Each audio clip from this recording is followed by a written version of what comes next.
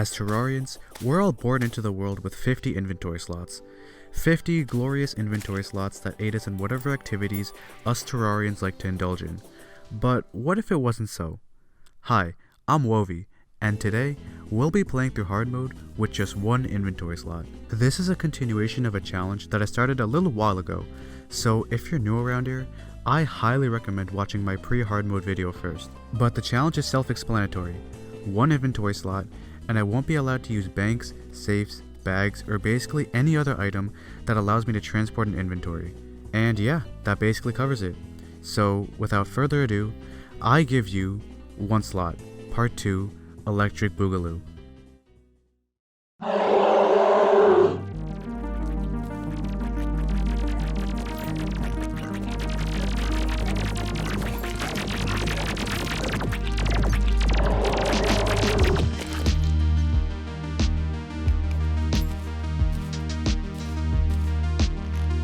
I did it. I conquered pre-hard mode and was now starting a new chapter for this world. With the wall permanently knocked down, I had access to so much more. There was so much I could do, so where would I even begin? Yeah, for those of you keeping track of my character progression, you'll note that there are a lot of problems with my current setup.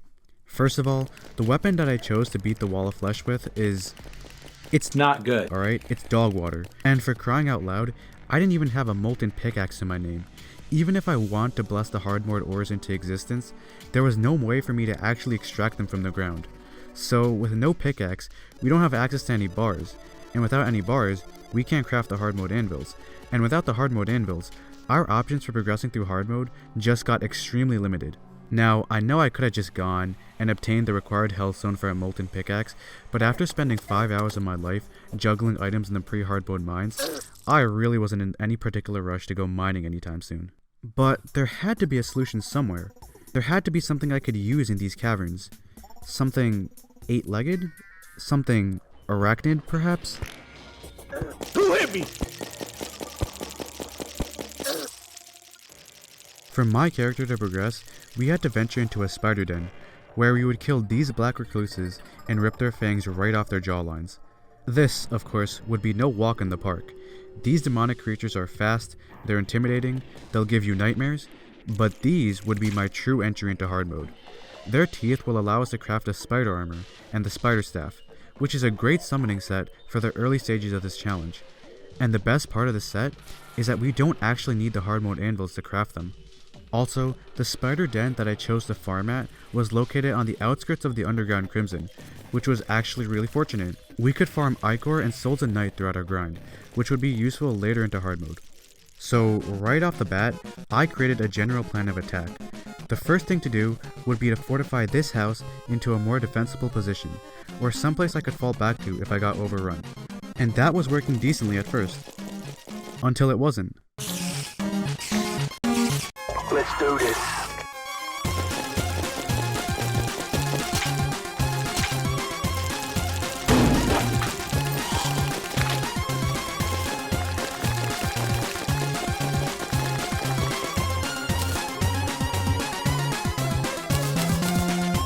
Now I have become the 8-legged freak that I was slaughtering mere moments ago, and my spiders were so much more effective than my bees. And for the time being, we would be able to decimate any common hard mode enemy that stood in our way. And I quote, common hard mode enemy. Although the spider staff is great for the level 1 grunts, it won't do shit against the level 100 mechanical monstrosities that we'll have to face off against. To give ourselves a real fighting chance, we'll have to find a new weapon. So what enemy would I grind out next? My first thought was to go and hunt down a human wearing a striped shirt. Oh, brother! The hollowed mimic, naturally found in the depths of the hollow, but manually spawnable with a key of light placed in an empty chest. Each key requires 15 souls of light to craft. And the great thing about farming souls is that the enemies you kill don't specifically have to be hollowed enemies. Instead, we could defeat the significantly easier underworld enemies while we were underneath the underground hollow. So, with these keys, began the second grind of hard mode.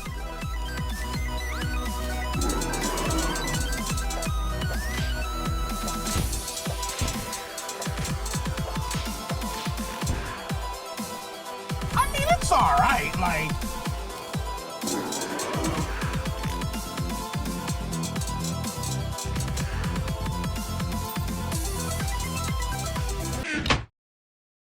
Okay, I guess I'll just go fuck myself.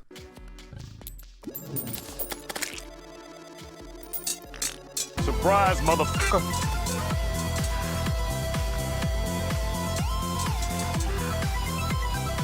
Finally, after melting down 90 souls into keys, we got what we sought after.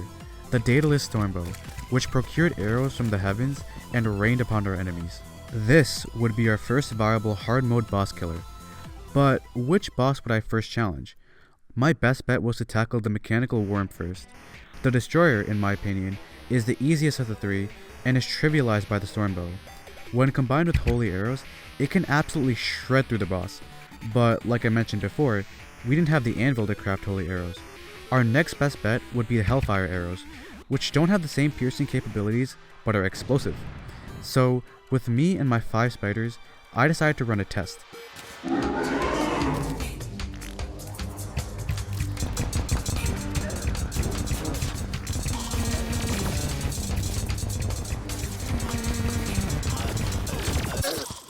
Skill issue. You know what, game? Fine. I'll play the game how you want me to. Off to the depths of hell we go, I guess. This whole situation actually kind of worked out though, in a weird way. The ability to summon 4 spiders to do my fighting for me meant that I didn't actually have to carry a weapon, which made mining a lot simpler. But for healthstone acquiring purposes, I also need to drink an obsidian skin potion, which would allow me to dip my tootsies into lava without getting roasted. And after I drank this potion, I needed to keep my inventory overlay up so that I could actually carry my healthstone and my pickaxe at the same time. But this meant that I couldn't actually see how much time left I had on my obsidian skin buff, which was a problem, as you might imagine. One solution that I thought of for this was, and I kid you not, I drank the potion, went on Spotify, and picked out a song from my playlist that was about 6 minutes long, which was how long the buff lasts. Then, when the song was winding down, that's when I know to make my escape. And if any of you were curious, the song that I was listening to was Afterlife from Avenged Sevenfold. Great song. 5 minutes and 52 seconds of metal while I was extracting the metals of hell from Lucifer's dominion. And a molten pickaxe to show for my efforts. Now, we could actually bless ourselves with 3 precious hard mode ores. With the minions, mining in hard mode was exponentially easier, and I had a great time watching my spiders crawl all over my enemies and consume their flesh and bones in a mere matter of seconds, leaving only a few silver coins behind before closing in on their next victim. What are you looking at? The excavating process didn't take long either, since I only cared about making an anvil and a pickaxe, which meant that I only needed 100 ore. Soon enough, I was replacing the old with the new, and could actually play the game as intended.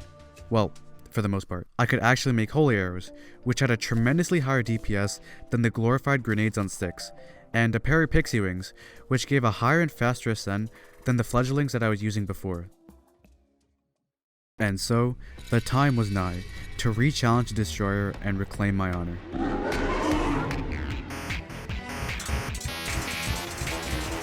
No! No! No!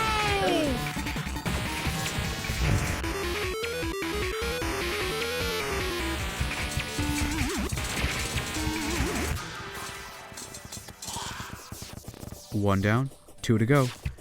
But there was another reason as to why I knocked off the Destroyer first. This boss drops the Souls of Might, or as I like to call them, the souls of your local gym bros who went a little bit too hard on the roids. The Souls of Might can be used to upgrade a weapon that I relied upon for my pre-hard mode pursuits. The mini shark can be crafted into the megashark when combined with 20 souls, some illegal gun parts, as if there are laws in Terraria. Like, the fuck, am I about to get charged with first-degree murder on the guide? And the last piece of the recipe is a healthy amount of poaching in the world's oceans. And I want to get started on crafting the megashark right away. Alright. Why is it that whenever I want to go do something productive, the game throws some random ass event at me? You know what? Fine. I was gonna do this anyway.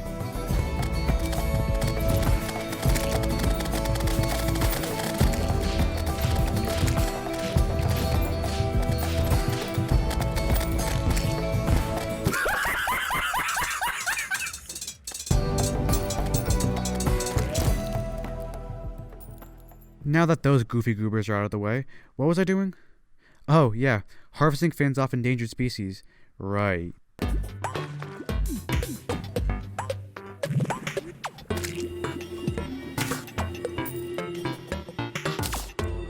Whoa, that's actually really good. An Unreal Megashark paired with Crystal or Ichor bullets hits hard and hits fast, and that's the perfect combo for what we're about to go against next. The twins are, in my opinion, the hardest mechanical boss, and if you somehow bring both of them into their second phase simultaneously, then you're pretty much done for. But thankfully for me, I had a minigun to my name.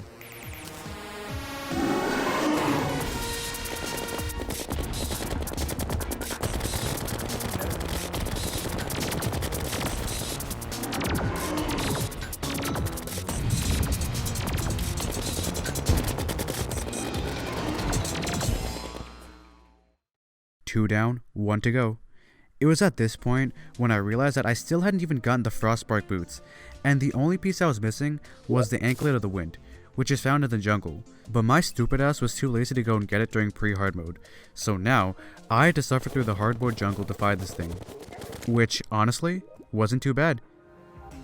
Finally, after 2 mechanical bosses, we have now obtained pre-hard mode accessory, and I spent a good minute trying to find the lava charm so that I could make the Terra boots, but of course I didn't find it. What I did find was a magical lantern, the bottom of the jungle temple, the Grim Reaper. I lost the cobalt pick since it was in my trash slot when I died, which honestly doesn't really matter that much, but I'm still going to try to use it to justify my anger, and I ran into the edge of the world. Wonderful. So instead, I started working on the fight for Skeletron Prime, which, I actually don't have a lot to say about. I mean, he has 4 arms, a big ass cannon, went down kinda easy. I just shot him with some piss sourced straight from the underground crimson, so yeah, not a whole lot to it. After crafting a set of hollowed armor, we headed towards the jungle, and can I just say, this is the only time I'm glad for 1 inventory slot. Normally, when I'm carving out the Plantera arena, somehow I pick up every single mud block known to Terraria kind. Like, I'll look in my inventory and see 80,000 cubic feet of mud, and then slap myself silly for not finding an encumbering stone. Anyway, mining out an arena was an on-off process for me. I started, then I got bored and tried to spit some game at King Slime's girl, but she thought that my big-ass minigun was compensating for something else, and she chose to spontaneously combust instead. Then, I went back to work on the arena, and then I got bored again, and realized that I didn't actually kill Deerclops while in pre-hard mode. So... very easy boss fight. Was definitely not overpowered at all. I don't know what you're talking about, and you don't know what you're talking about either. When I make my Plantera arenas, I like to orient my platforms so that the ends are stairs, like this. When you fall through normal platforms, you kinda hit it, lose all your speed, and then start falling again. But using stairs makes it so that you can just fall through seamlessly, and that is crucial for trying to make distance between yourself and the boss. But the arena was now complete, designed with the intent of exterminating any and all kind of sentient plant life that entered its domain. Beautiful tits and wreck.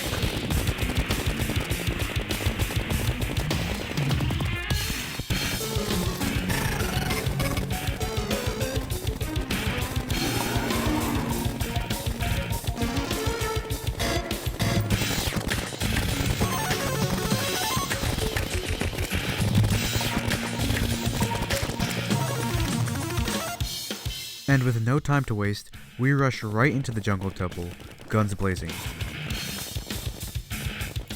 Why waste space on torches when you have muzzle flash?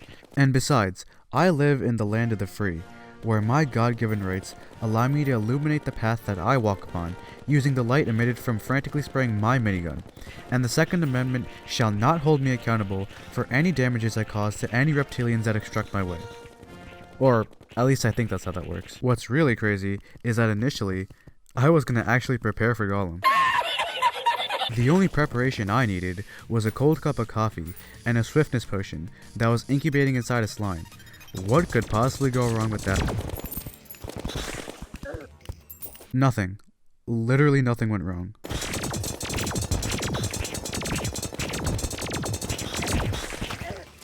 I did it again. Without any potions. Like I said, it's Golem. The battle was extremely one-sided. Stop the cap! There's really nothing more to say about this pathetic beast. Let's move on. In all honesty, he's more useful as a pile of rubble, since his broken corpse allows us to purchase his steampunk wings.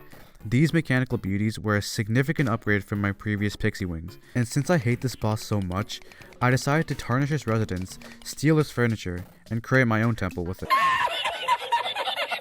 Listen, I don't make fun of you for your wood boxes, alright?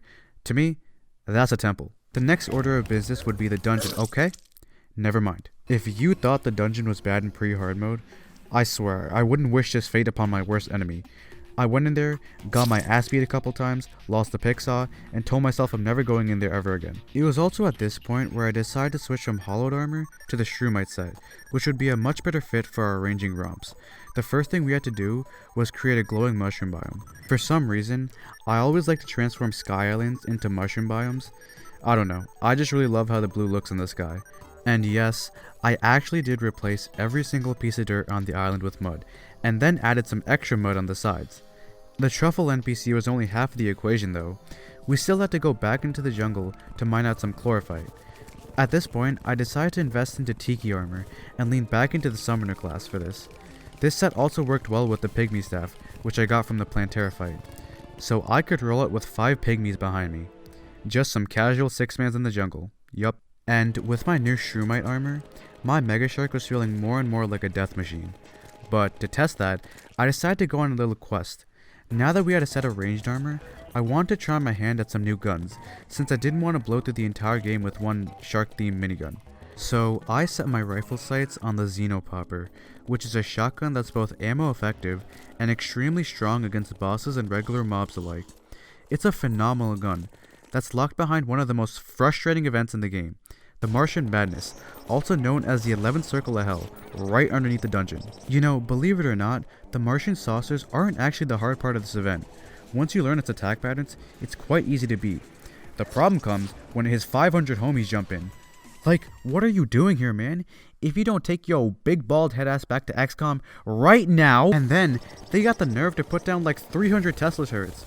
Why do I have to dodge this many bullets? What game am I playing? Enter the Gungeon? Eventually, I just got sick of it and camped on top of this house. Hey, you can call me whatever you want for doing this, but in my opinion, I was just using the shroomite set's armor bonus. I mean, it would go to waste if I didn't.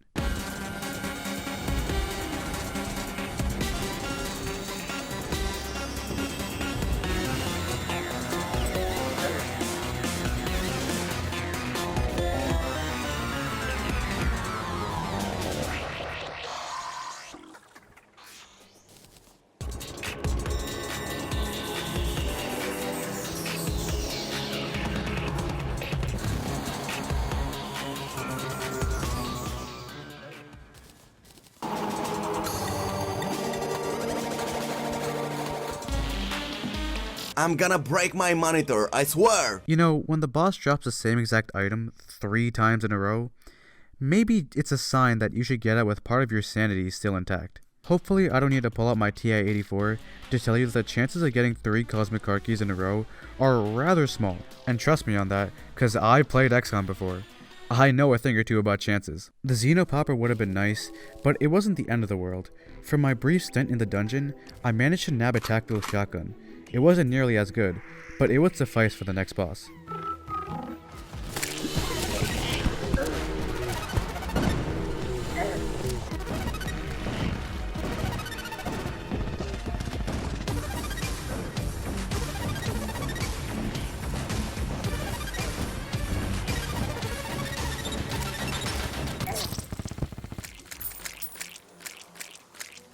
Ahem.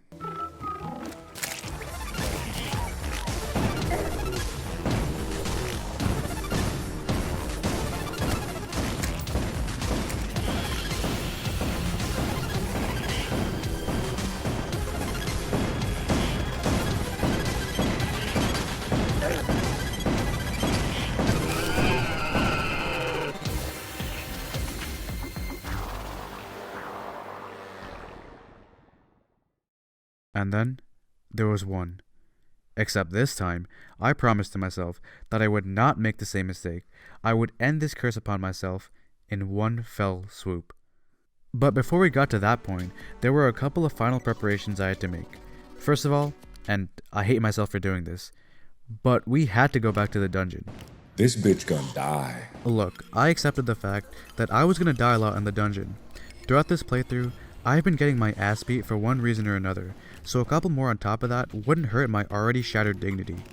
But in there, I was looking for 2 specific items, the black belt and the tabby, both of which are dropped by Bonely. With these two accessories, I wanted to craft the Master Ninja Gear, which combined the functionality of the Shield of Cthulhu and the Brain of Cthulhu. While it has its distinct advantages and disadvantages, the biggest reason for why I wanted to make this switch was so that I could free up an extra accessory slot. So, off I went into the dungeon, getting eviscerated by just about every single type of enemy in there. That's good. Okay, that's good. Yeah, that's... Alright, that's good. Okay. Alright, okay, alright. Okay, that's good. That's good! It's enough slices! This is literally worse than the Cosmic Archies. I'm happy to report that after 3.5 hours in the hard mode dungeon, Bone Lee finally pulled his head out of his ass and dropped a tabby. Finally, I can leave this hellhole and never return. Ever again.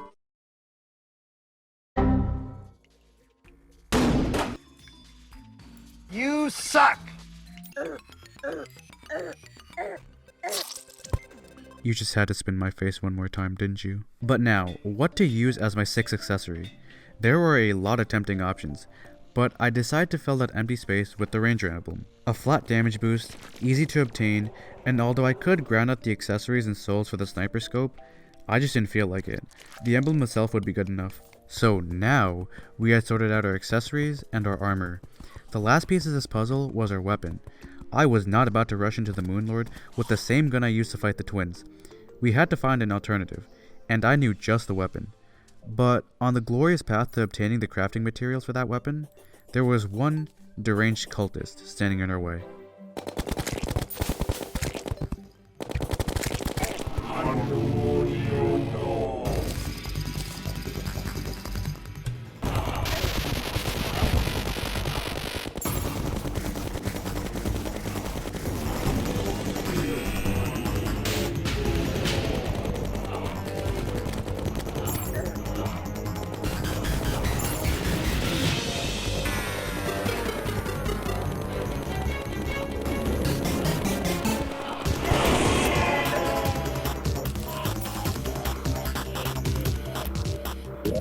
The 4 celestial pillars, presiding over their fourth of the world, standing ever so vigilant toward any Terrarian threat that may pass through their territories. I'd already come so far with just one inventory slot. To slay the lunar god and reclaim this world for myself would be the ultimate test of my skill.